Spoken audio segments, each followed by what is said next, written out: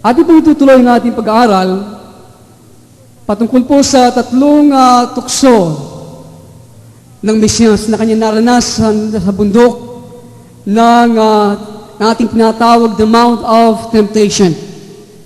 Atin po natalakay ang unang tukso noong nakaraan na linggo, kaya atin po basahin ang ating teksto sa Ebanghelyo po ni San Lucas, Kapitulo 4, tayo po magpasimula sa mga unang mga talata.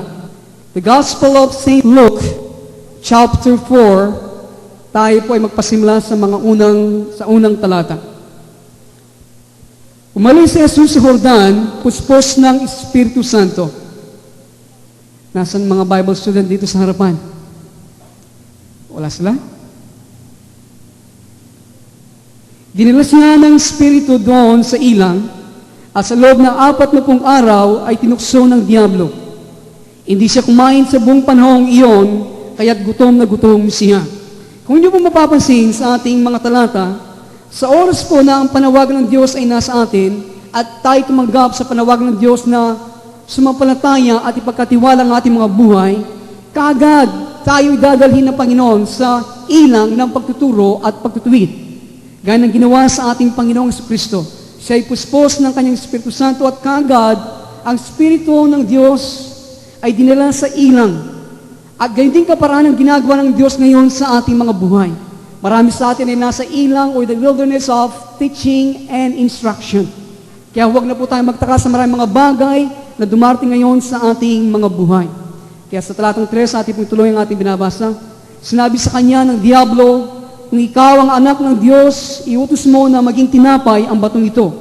Ngunit sinagot siya ni Jesus, nasusulat, hindi lamang sa tinapay na bubuhay ang tao. Dinala siya ng diablo sa isang napakataas na lugar at sa isang saglit ay pinakita sa kanya ang lahat ng kaharian ng sanglibutan. Ibibigay ko sa iyo ang lahat ng kapangyarihan at kadakilan ng mga kaharian ito, wika ng diablo.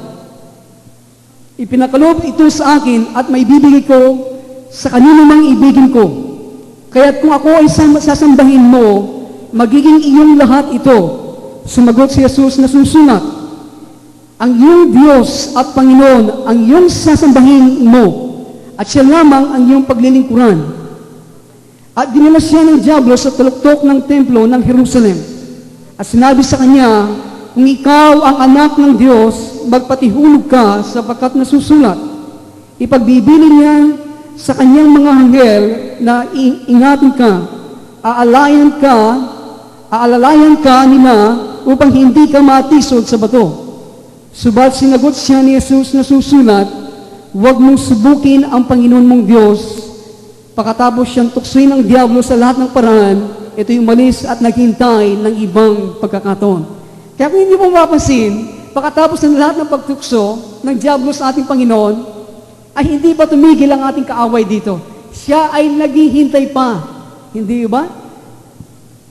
Naghihintay ng ibang pagkakataon. Kaya, maraming mga bagay na dumarating sa ating mga buhay, hindi po tayo, gaya ng aking nasabi, pagkatapos ng ilang mga pagtatagumpay sa ating mga buhay, hindi yun panahon para mag-relax, mag-komprente tayo sa ating kalagayan, sapagkat ang ating kaaway, sinasabi dito, gaya ng ginawa sa ating Panginoon, hindi siya nagtagumpay sa ilang pagkakataon, subalit siya pa ay naghihintay ng ibang pagkakataon na tayo kanya masilo sa kanyang mga patibong. Ito po mga bagay natin pag-usapan ngayong umaga. Ang tatlong pagsubok ng Mesiyas ay mga tatlong kaparaanan. Listen very carefully.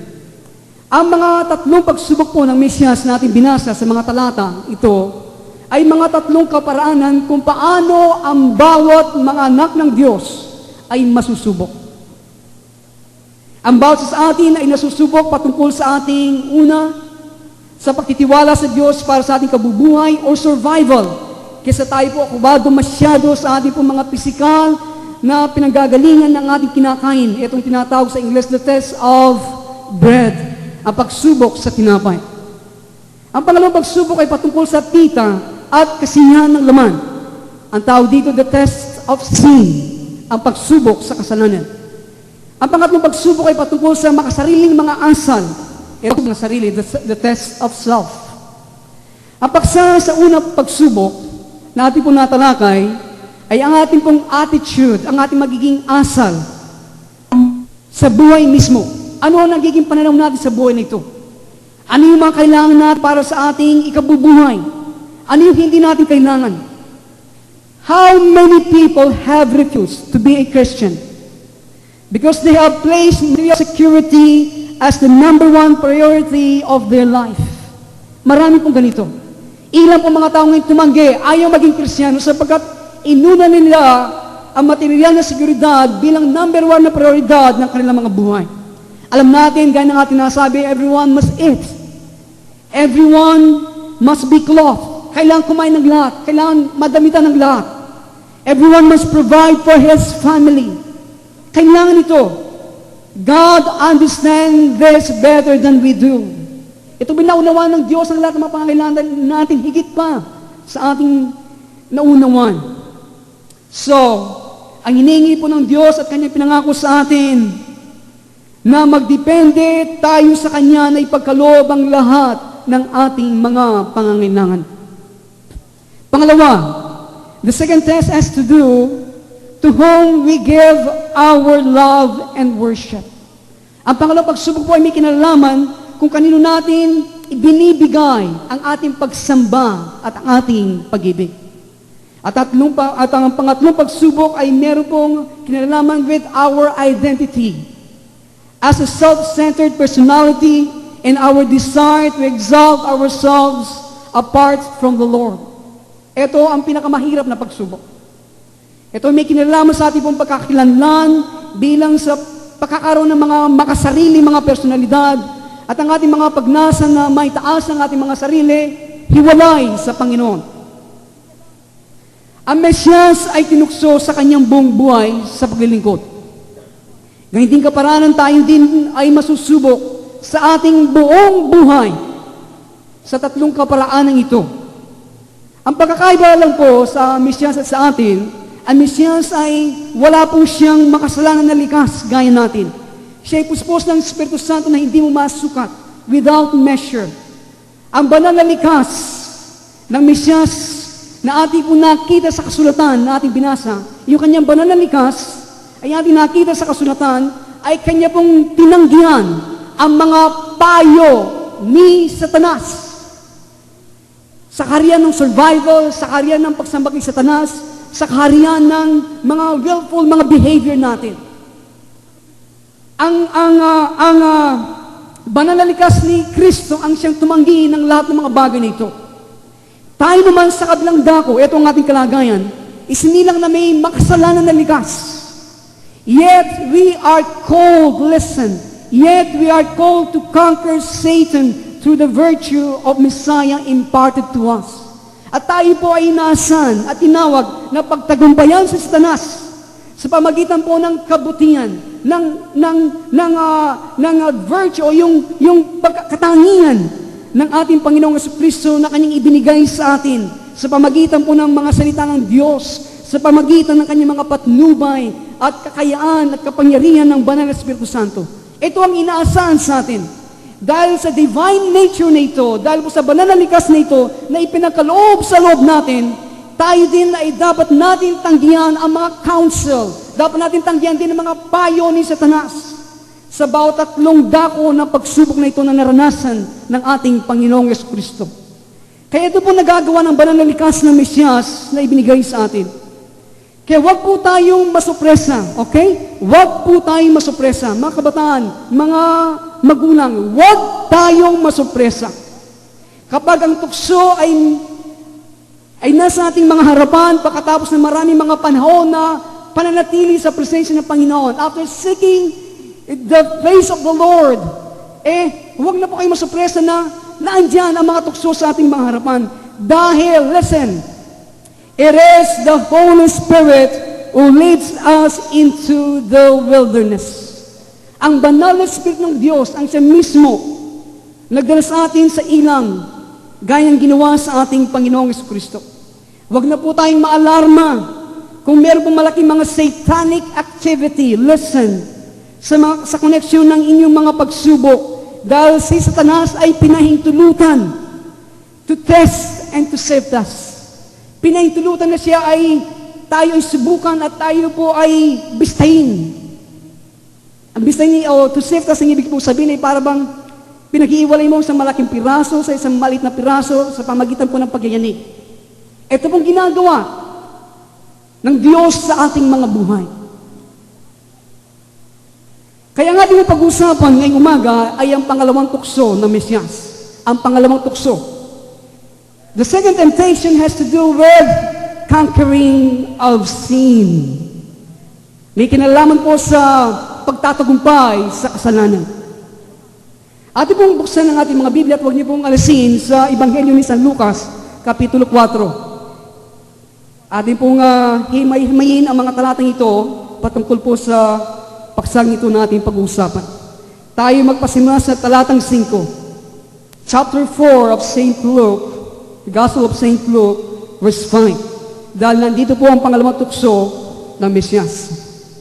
Sinasabi, dinasya ng Diablo sa isang napakataas na lugar o sa isang mataas na bundok, in a high mountain. Doon siya dinala ng Diablo. Listen, God tempts no man. Hindi po nadinig yun? God tempts no man. Kailanman hindi tinutukso ng Diyos ang tao. Sinasabi sa talata natin binasa, it was the devil who took Messiah up into the high mountain. Ang Diablo mismo nagdala sa Mesias doon sa mataas na bundok. Ngayong umaga, kapag natin nabasa ang mataas na bundok sa kasulatan, ang ibig sabihin ng high mountains in the scriptures ay ganito. Ito'y kumakatawan ng mga lugar ng prestige, ng karangalan, ng reputasyon, ng fame, katanyagan, ng status, mga kalagayan natin, ng popularity, ng kasikatan, ng vainglory, ng labis na kahambugan, mga souls, mga romanticism, yung mga romantikong mga mula at udyok ng kaluluwa, and exaltation, mga pagpapataas of living according to the lust. Ito ang ibig sabihin ng mataas na bundok. Ito'y pamumuhay ng dikta ng laman at mga biglang pangangad o udyok ng mga makasalanan nating likas. Ito pong ibig sabihin ng high mountain, matataas na bundok. Anong laking tukso dahil sa pakakaiba na siya po'y nasa malupit na kapaligiran ng init na bundok ng pagtuksong ito sa ilang. Itong kalagayan ng ating Panginoon. Si Satanas ay lagi niyang ilalagay ang kanyang mga patibong doon sa dako na tayo ay mahina para magkaroon po ng posibilidad na tayo po'y mahulog sa kanyang mga patibong. Hindi po natinig yun? Lagi! Hindi niya ilalagay kung saan ka malakas na nagtatagumpay. Ang kanyang mga patibong ay ilalagay niya kung saan ka mahina. Sa kalagayan ng ating Panginoon. Uhaw siya. 40 araw nag-ayuno. He knows kung ano alam niya ang kanyang ginagawa. Kaya ang pangalawang tuksong ito ay nakadesign, listen, ang pangalawang tuksong ito ay nakadesign na very inviting sa ating Panginoong Yesus. Naakit ang Panginoon sa pangalawang tuksong ito dahil siya po ay hari by nature and by inheritance. Hindi ba? Naakit sa Panginoon niya sapagat siya po ay ligas, siya ay hari. At siya po ay tinanggap nito bilang mana sa Panginoon. At sinabi ni Satanas, lumod ka sa aking harapan, ibibigay ko ang kaharian. Kaya ang bagay nito ay very inviting sa ating Panginoong Jesucristo. Ipinakita ni Satanas sa Mesyas ang lahat ng kaharian. Siguro po lahat ng kaharian sa nakalipas, sa kasalukuyan na sa hinaharap. I-show him all the kingdoms, past, present, and future. Sa isang maiksing panahon, na pwede lamang at magawa sa espiritual na kaharian. So, listen, kung inyong naunawaan ang sasabihin, ang inyong buhay Kristiyano ay tuloy-tuloy, ito'y pataas ng pataas. Kaya, kailangan at mahalaga na ating mong tandaan ang bagay na ito, na ang ating mga pagsubok ay nag-originate, nagpasimula in the realm of the spirits. Okay? Lahat ng pagsubok natin ay nagpasimula sa kaharian ng mga espiritu. Therefore, we ought not to blame main people and the natural circumstances for our problem and distresses. Kaya ito mong dapat natin gawin. Kung ganito ang kalagayan ng lahat ng mga pagsubok natin ay nagpasimula sa kaharian ng mga espiritu, kailangan huwag natin sisiyan ng mga tao at ng mga natural na mga pangyayari sa ating mga buhay, sapagkat ang mga problema ito at mga pagkabalisa natin ay dahil po people are not the cause of our pain. Ang mga tao hindi dahilan ng ating mga habdi sa buhay. They merely are the tools the Lord uses to shape us. Amen? Sila lamang ay mga kagamitan na ginagamit ng Diyos para hubogin tayo. Nandiyan ba kayo?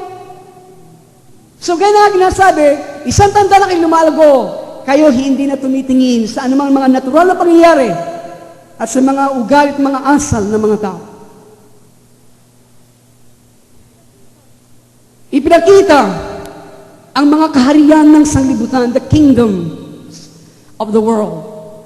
Ang sinasabi po ng mga kaharian na ito ay, listen, the kingdom of the world, ang sinasabi nito ay pagkamalabis sa pagkain at inumin, walang limitasyon na kayamanan, of havens, isang kapangyarihan na magpakilos ng hukbo at mag-launch ng navy, sinusunuran ng ibang mga tao, kalayaan, gumawa ng desisyon, alter one's circumstances at will at ng katanyagan. Lahat ng gusto ng laman ng pita nito, kalwalatian, kayamanan, katanyagan, kapangyarihan at iba mang kasiyahan na pwedeng imagine ng isip ng tao ay ipiniresinta bilang kaloob sa Mesyas noon sa lalim ng kanyang habdi at paghihirap at deprivation na sinasabi sa Ingles o sa panahon ng pag-aagaw ng mga bagay na kanyang kailangan. Kung kayo ay nalagay sa ganitong sitwasyon, what would you have done? Imagine sa ganitong kalagayan, ipinakikita sa iyo lahat ng mga bagay na yung kailangan. Ano kaya ang ating gagawin? Saan kaya tayo naroon kung tinanggap na Mesyas ang mga ito? What will happen to those people who are trusting in you if you accept Satan's offer sa inyong mga buhay? Ano kaya mangyayari sa mga tao nagtitiwala sa inyo kung sa inyo ang mga pagsubok ni Satanas ay inyong tinanggap sa inyong mga buhay? Ito po'y naranasan ko sa aming buhay. Hindi kailasan niyo kami po'y lumaking mga businessmen. Bata kami po ay na-engross na sa pangangalakal. Nag-PX kami hanggang kami maging smugglers. Hanggang kami tinawag ng Diyos. At gumawa ng mga dramatic, mga bagay sa aming mga buhay hanggang ang Diyos ay nice, itigil ang aming mga ginagawang ito. Lagi na sa ibang bansa nga, kinibahay, namimili at nag-smuggle kami dito sa ating bansa. Na makailangan nila, nakita namin nagpasimula. Ngayon maiyaman.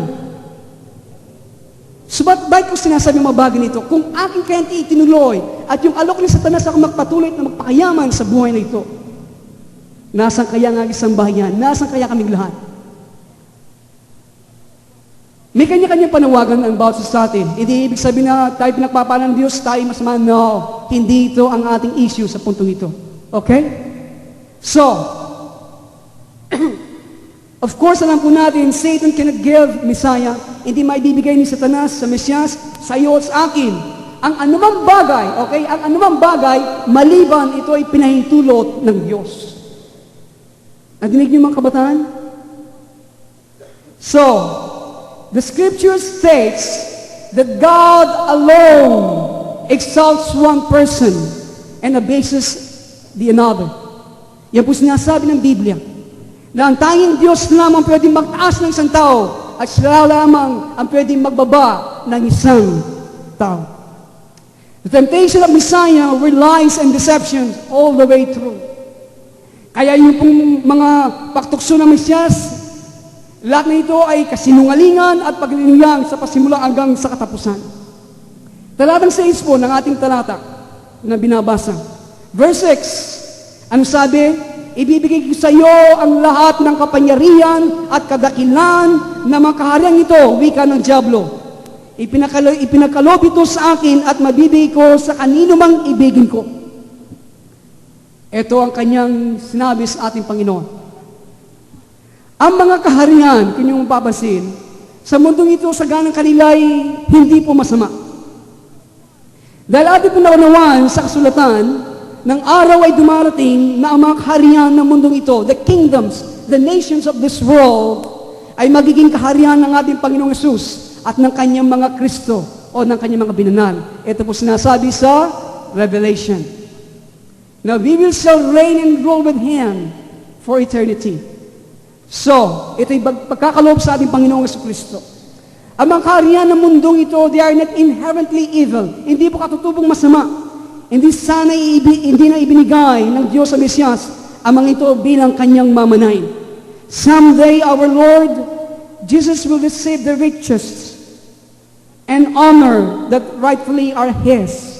Balang araw po, ang ating Panginoong Kristo ay tatanggapin niya ang lahat ng kayaman at karangalan na karapat-dapat para sa Kanya. Pasinin po natin ang buong ingat ang bagay nito. Na yung mga bagay at pangyayari kung saan tinukso ni Satanas ang Panginoon ay mga desirable sa Mesiyas. Listen. Yung pong mga pagtukso ni Satanas sa Panginoon, lahat naman ito ay desirable, nakakaakit sa ating Panginoon. If Messiah did not desire them, there will have been no temptation, hindi ba? Kung mga bagay nito ay nialok ni Satanas, ay hindi ninanasa at gusto ng Panginoon, wala na sanang tukso, hindi ba? Pero alam po natin, si Satanas, hindi niya sinasayang kanyang oras sa mga aktibidad na walang katuturan. Satan wastes no time in activities that are pointless.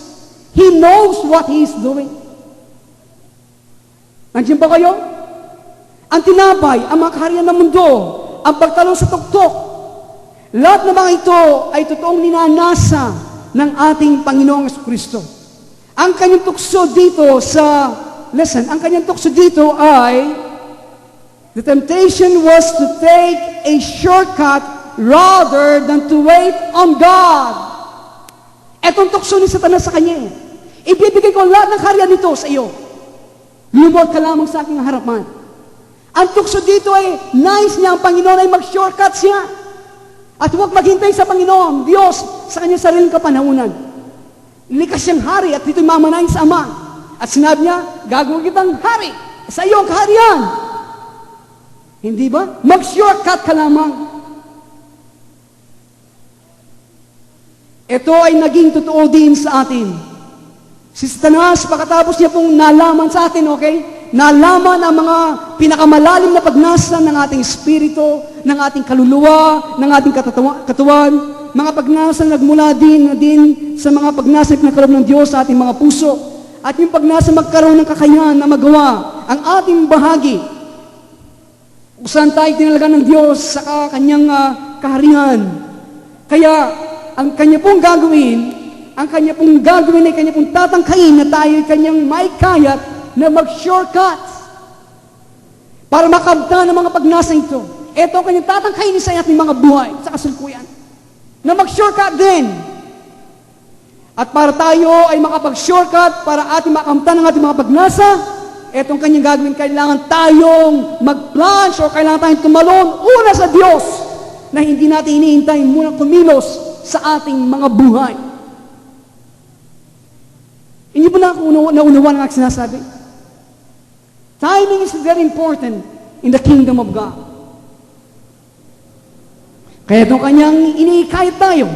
Sa puntong ito, ang tanong ay, tayo ba'y magiging tapat sa Diyos sa paghihintay sa Kanya o ating estiman ang ating mga pagnasa na mas mataas kaysa doon sa pagbigay ng kasiyahan sa Diyos? Ang bata na nais lumaki at matamo ang kanyang pagnasa, kadalasan po ay pinupuri siya sa kanyang ambisyong ito. Ang problema ay nandoon po sa kaparaanan. Listen, ang problema ay nandoon sa kaparaanan kung paano natin matatamo at makukuha ang ating mga gusto. Kung ang ating pagnasa ay nasa Diyos, at pagkatapos ay wala pagnasa ay paglangalinlangan ipagkakalab ng Diyos sa atin, at dapat natin gawin ay kusang loob nating iwan sa kanyang kamay, ang ating mga accomplishment o nagawa at lahat ay magiging mabuti. Pero kung tayo po ay handang i-gratify, handang bigyan ng kasiyahan ang ating mga pagnasa sa anumang paraan, ito po ang aking napansin, bigyan kasiyahan ang ating pagnasa sa anumang paraan na hindi natin isinalang-alang ang kautusan ng Panginoon at ang kanyang kalooban para sa atin, tayo ay patungo sa kasalanan at kapahamakan. Marami sa atin ay naunawan ninyo ang aking sinasabi. Dahil ito'y ating naranasan. Meron mga tendency po sa tao na gusto niyang maging malaya, na kunin sa sanglibutan yung mga bagay niya na nag-aapila sa kanya, yung mga bagay na ninanasan niya sa kanyang buhay, kukunin ang kanyang gusto kung kailan niya kailangan, pumunta saan niya gusto sa kanyang sariling panahon at oras. Alam po ninyo, ang ganitong kalayaan, sa totoo, hindi tunay na kalayaan. Ito ay ang pagiging alipin. In His unbounded love, sa Kanya pong walang hanggang pag-ibig sa atin na makapangyarihang Diyos ito, Kanya iniaalok sa atin ang tunay na kalayaan at ito ay ating masusumpungan lamang sa buong pag-ibig sa pagsunod sa Kanyang bugtong na anak, ang ating Panginoong Jesucristo. We all are slaves. Tayo lahat ay makasalanan o alipin ng kasalanan until, our acceptance of the personal lordship of Messiah. Hanggang tayo'y tanggapin natin ang personal na pagkapanginoon ng Mesiyas sa ating mga buhay. At pagkatapos noon, tayo po ay magiging malaya. Walang kapangyarihan o kalayaan para sa atin hiwalay doon sa ating pagpasok sa pakikipag-isa natin sa ating Panginoong Jesucristo. Inyo po nadinig yun? Kaya,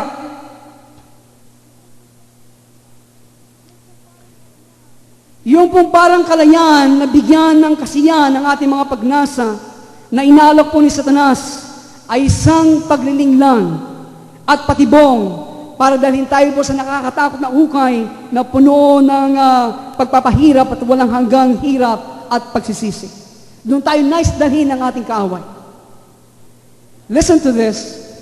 Marami pong masasamang gawain ang sumisibol sa mga taong nagnanasa ng posisyon ng kapangyarihan sa ibabaw ng kanilang kapwa.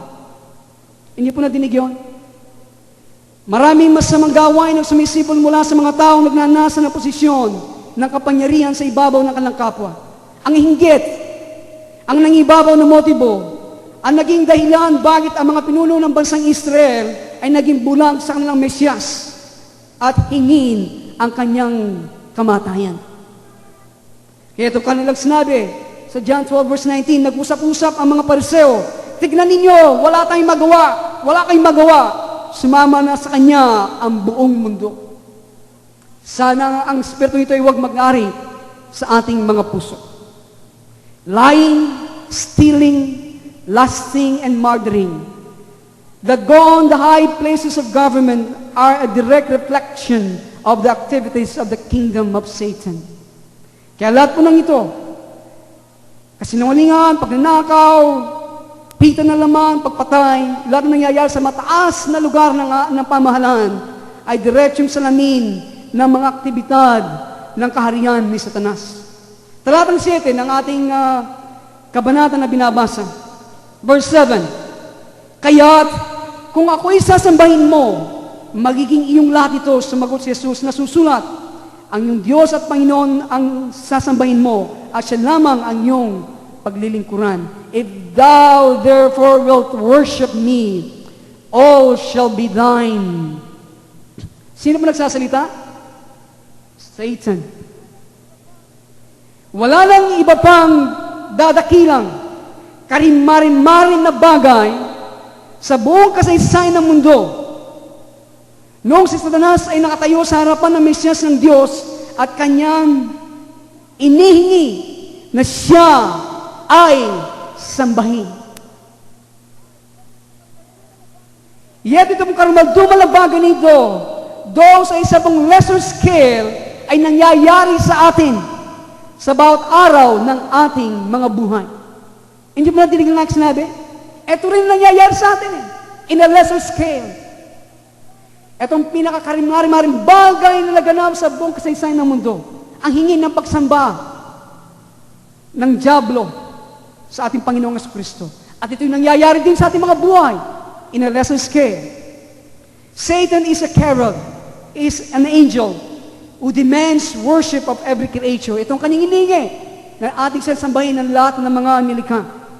Kaya we need to be watchful, kaya kailangan po tayo nagbabantay.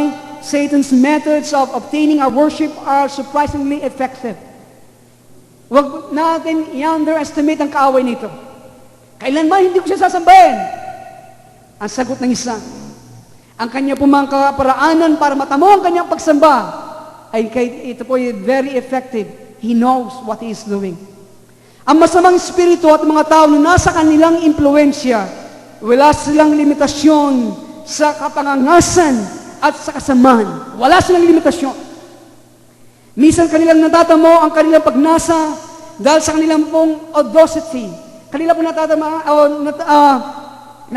kanilang pagnasa dahil po sa kanilang mga karahasan, sa kanilang katapangan, ng kanilang mga mungkay at inihingi. Natatamo po nila ang kanilang mga pagnasa. Nadinig ko po ang aking mother-in-law, siya po ay galing sa States. Sabi daw niya, bago po siya makauwi, siya nanonood sa news sa Amerika. At kinasinabi sa isang news nito, meron isang mag-asawa na sila po ay nag-divorce. At iniwan ang dalawang anak sa kanyang asawa. Bata pa ang couple na ito. Maybe sa kanila pong early 20s. At ang nangyari, nag-divorce ang mag-asawa. At ang babae nakagusto po ng isang binata din na mayaman.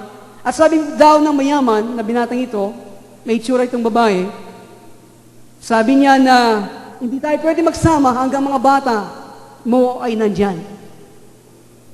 Alam po ninyo anong ginawa ng inang ito? Inilagay sa kotse ang kanyang dalawang anak, sinitbelt, at inayaan ang kanyang kotse mahulog sa ilog hanggang mamatay ang kanyang mga anak. Imagine kung paano po ang mga mungkay at karaasan at kapangangasan ng mga wala pong limitasyon ng mga masamang espiritu nito. The righteous need to be careful. Okay po, ang matutuwid ay kailangan maging maingat. Because the righteous are trusting kapag po sila nagtiwala, para po silang mga tupang sa kanila pong pag-approach sa mga spiritual warfare. Kaya, it may give us more of a desire to live the overcoming life of victory in Jesus if we realize that whenever we sin, we are giving worship to the devil. Kaya lalo po tayo magpupunyagi na mamuhay na sa matagumpay na buhay kay Kristo kung ating napagtanto sa kasalukuyan, sa tuwing tayo nakakasala, ating ibinibigay ang ating pagsamba sa dyablo. Hindi ko po sinasabi na ang bawat nakakasala ay devil possessed, okay? Hindi ko po sinasabi yon. Gayunpaman, isang katotohanan na lahat ng kasalanan ang pinag-umpisahan o pinagmulan nito ay kay Satanas. Po sinasabi ng 1 John 3:8, He that committed sin is of the devil, for the devil sinneth from the beginning. Yan po sinasabi ng kasulatan. Na sinasabi na ang gumagawa naman ng masama ay sa dyablo, sapagkat sa mula't mula pa ay nakakasala na ang dyablo.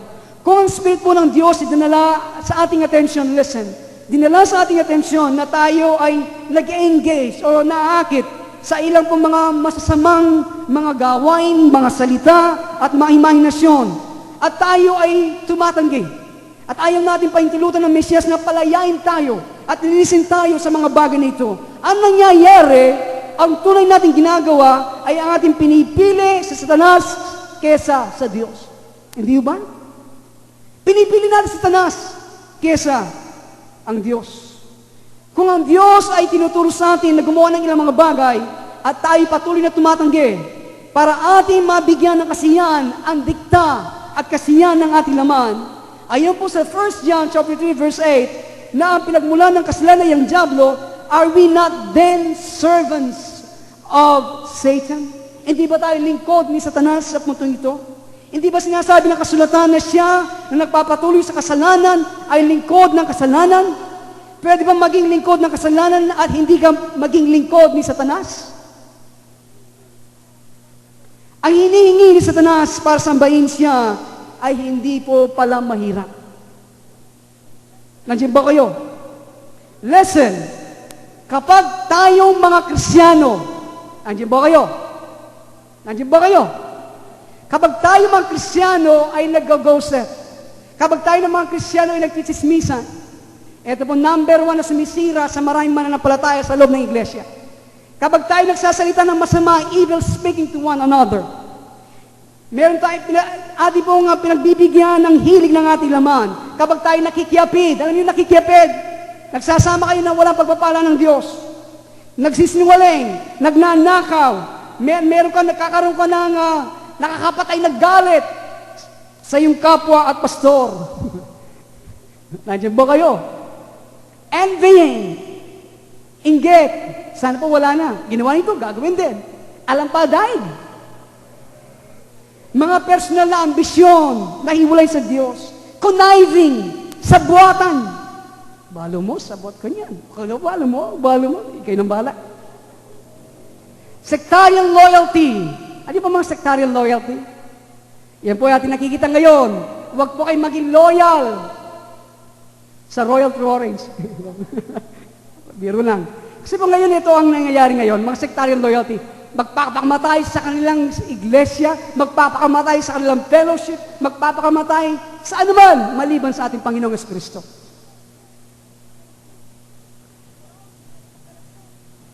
Carousing, paglalasing. Ang lahat ng gumagawa nito, we are yielding to Satan's demand for worship.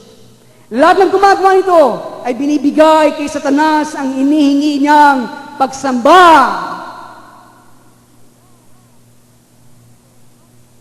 Sana po sa puntong ito, ating sagutin ang hinihinging pagsamba ni Satanas ng malakas na hindi. Amen? Yung saling sigaw natin, umihingi siya na pagsamba ganito, hindi!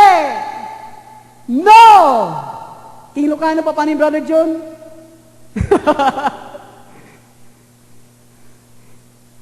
Paano yung Ilocano sa hindi? Ano yan? Saan? Ayun, saan? Bisaya, paano po? Alin? Ay, kaya balo, ito ko darin naman. Nangyara? Dile! Pampangan, hindi! Bila ko ay putang age. Tayo po sa pamagitan ng karunungan, okay? At kakayahan na ibinibigay ng banal na Espiritu ng Diyos. Natigilan natin po yung mga evil practices na ito, mga masamang gawain nito, sa salita, sa pag-iisip, na masyado tayong okupado. Okay? Tigilan natin. We can stop sinning through the power of Messiah. Amen? So, sinasabi po ng 1 John 3:8 na ang Mesiyas ay nahayag para wasakin ang gawain ng diablo. Jesus was manifested that He might destroy the works of the devil. Ang unang gawain ng diablo na kailangan pumawasak sa ating mga buhay ay yung pong pagkakasala na lagi natin ginagawa na tayo po inilalayo sa fellowship natin sa ating Diyos. Yan pong unang dapat mawasak na gawain ng diablo sa ating mga buhay. Amen? Kaya, sana po ito'y wasakin sa tulong ng Panginoon. Listen to this. God is worship. God is worship when we do the things that pleases Him. Amen? Ang Diyos ay nasasamba kapag ating ginagawa ang mga bagay na nakalulugod sa Kanya. Satan is worship when we do the things that pleases Him. Si Satanas naman ay nabibigyan na pagsamba pag ginagawa natin ang mga bagay nagbibigay ng kasiyahan sa Kanya. So, ang tanong, kanino natin iaalay ang ating paglingkod ng pagsamba? Kay Satanas o sa Diablo? Ating pong buksan ang ating mga Biblia sa 1 John 3:10. Sa Diyos o kay Satanas? Sorry about that. 1 John 3:10.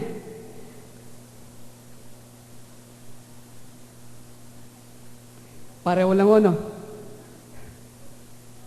1 John, unang sulat po ni San Juan, Kapitulo 3, lahat ng Gs. Gusto po mabuksan natin lahat ang ating mga talata dyan at yung pong daliri nyo sa Ebanghelyo ni San Lucas, no? Huwag niyo pong galisin din, babalik tayo doon. Verse 10, dito makikilala kung sino ang mga anak ng Diyos. Kaya dito natin makikilala kung sino ang mga anak ng Diyos at kung sino ang mga anak ng Diablo. Paano po? Tignan natin.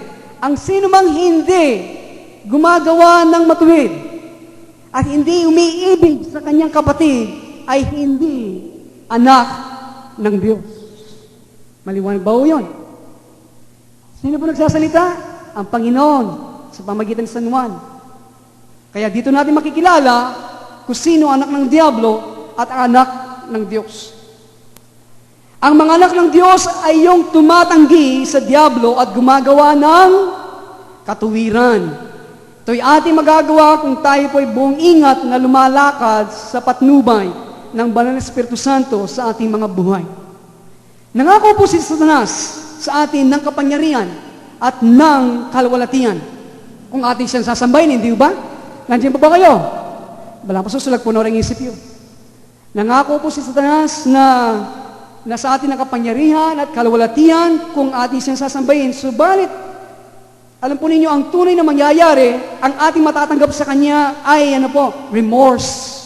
Ang ating tunay na matatanggap sa Kanya ay mataos at malalim na pagsisisi, hinagpis, broken health, mga hindi magandang mga kalusugan sa ating mga buhay, kapahamakan na mga taong nagtitiwala sa atin, maagang pagkamatay, maagang physical na kamatayan, eternal separation from God, walang hanggang pagkaiwalay sa Diyos, and everlasting torment in the lake of fire. Ito pangako ng Satanas na kapangyarihan at kalwalatian kung ating siyang sasambahin. Subalit sa katotohanan ng ating tatanggapin ay ang mga bagay na ito. Mahagang pisikal na kamatayan, walang hanggang pagkaiwalay sa Diyos, hinagpis, at mga karamdaman ng broken health sa ating mga buhay. Bakit ba paulit-ulit ang bagay nito? Meron pong kabat sina Pastor Ran, siguro sariwa pa sa kanila hanggang ngayon, nag-aaral sa Bible School, siya ay naging pastor. Listen to this is a true story. Nakaklase na sa linya Pastor Ran. Siya ay nagpastor, nakatapos ng pastor. At siya po nagpastor sa isang baryo dito sa Pampanga. Ang nangyari po, hindi ko alam kung ano ang dahilan, bakit nagawa niya ganitong bagay. Dahil sa pagsubok, at hindi niya naunawa ng pagsubok sa kanyang buhay. At meron mga struggle sa kanyang puso at maugal at asal niya na hindi niya siguro mapagtagumpayan. Ang kanyang ginawa ay sa kabila ng kaalaman niya sa Biblia, nag-graduate siya ng Bible School. Sinulatan niya si Satanas. Sinulatan niya si Satanas at kanya sinabi, payamanin mo ko at ibibigay ko ang aking kaluluwa sa iyo. Ito ang kanya sinulat. At ang nangyari, mayroong mga pangyayari dumating sa kanyang buhay. Ang hanggang nangyari po siya ay umuwi sa kanyang bayan. At doon lumitaw kung sino kanyang pagkatao, siya ay isang bakla. Hanggang siya nakaroon ng parlor, nagbet. Siguro guminhawa ng ilang mga panahon. At nangyari po, in his early 20s, or maybe late 20s, isang araw, nasumpukan siya, matigas, patay na nakahiga. Imagine. Pangako ni Satanas, kalwalatian kapangyarihan, pero ang katunayan na kanyang binibigay ang mga bagay nito.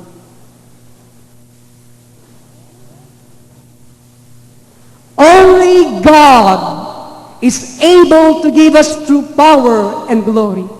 Tanging ang Diyos ang makapagbibigay sa atin ng tunay na kapangyarihan at kalwalatian. Kanyang pinangako, ang panahon nito, kapangyarihan at kalwalatian, kung ating mo pag-aawakan ng biyaya ng Diyos hanggang sa puntong ating pagtagumpayan ang sanglibutan, pagtagumpayan ang ating kasalanan at laman at ang ating pong sariling kalooban. Ipinangako ng Diyos ang dalawang bagay nito sa ating mga buhay. Amen? At tanging Diyos na mga pagbibigay nito sa atin. At hindi niya pwede maibigay ito hanggang hindi natin napapagtagumpayan ang tatlong bagay na ito. Kasalanan, sanglibutan, at ang ating sariling kalooban.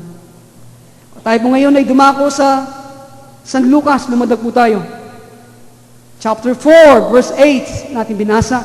At sumagot si Jesus na susulat, ang iyong Diyos at Panginoon ang sasambahin mo, at siya lamang ang iyong paglingkuran. At siya lamang ang iyong paglingkuran. And Jesus answered and said unto him, Get thee behind me, Satan, for it is written, Thou shalt worship the Lord thy God, and Him only shalt thou serve. Kapag tayo po ay nilapitan at minumungkay sa atin na ating sambahin at paglingkuran si Satanas sa pamagitan ng ating mga pagsuway sa banal na Espiritu Santo at sa kasulatan, sa anumang dako po ng ating pagkatao, maging po sa kasalanan ng ating laman, sinasabi, mga lunyaka, mga personal na pakinabang o advantage natin, magdaya ka, o mga covetousness o kasakiman, o sa pagpatay, o sa pagkukulam, ano man po nilapitan tayo, minumungkay ng ganito. There's only one answer sa kanyang mga pangit at mungkay. Get behind me, Satan, for I am a servant of Messiah. Amen? Yun ang sigaw natin. Lumayo ko sa aking harapan sapagat ako'y lingkod ng Diyos. I choose to serve Him and to resist those deeds and words and motives and imagination that the Word of God declares to be unholy and against God's will. Yan ang dapat natin gawin. Aking ipinasya at pinili na paglingkuran ng Diyos at labanan ang lahat ng mga gawa at salita, mga motibo ay imahinasyon na sinasabi at ipinapahayag ng salita ng Diyos na hindi banal at salungat sa kanyang kalooban. Yun po ang dapat natin gawin. Kung si Adan at si Eva ay lumaban kay Satanas ng ganitong kaparaanan, isipin po natin ang paghihirap na nasanay na iwasan ng tao sa buong sanglibutan. Gayun din naman sa ating mga kaibigan. Listen to this.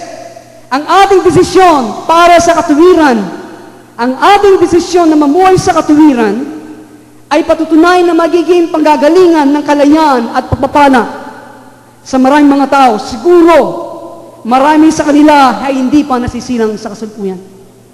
Subalit kung ating pinili na sumuko kay Satanas, ang ating mga desisyon ay magiging panggagalingan ng paghihirap at kamatayan ng maraming mga tao, mauuna ang ating sa mga sangbahayan. Nandiyan po kayo, ang ating mga anak. Anumang konting pagbigay natin pagsama kay Satanas, naapektuhan ang lahat ng mga bagay. He who is not for Messiah is against Him. He who gathers not with Messiah scatters. There's no middle ground. Kaya tayo po magtatapos na.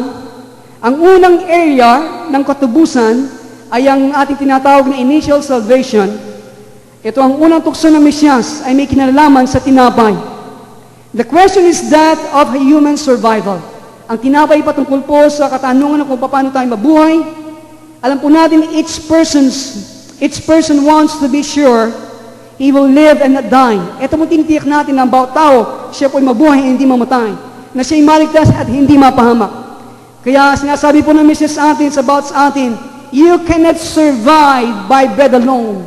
Hindi kayo pwedeng mabuhay sa pamagitan ng tinapay lamang. In order to survive, para po tayo mabuhay, you must eat the Word of God. Kailangan natin kainin ang tinapay ng salita ng Diyos. At sinabi niya, I am the bread from heaven. Akong tinapay na mula sa langit. Come to me and eat and drink. And if you do not come to me, you will continue in darkness and in death. Kaya ito po kalagayan ng marami. Kung hindi tayo lalapit sa Kanya, tayo po magpapatuloy sa kadiliman at kamatayan. The second area of redemption is we call sanctification. Marami ngayon, ito pong ating naranasan, ang pagpapakabanal.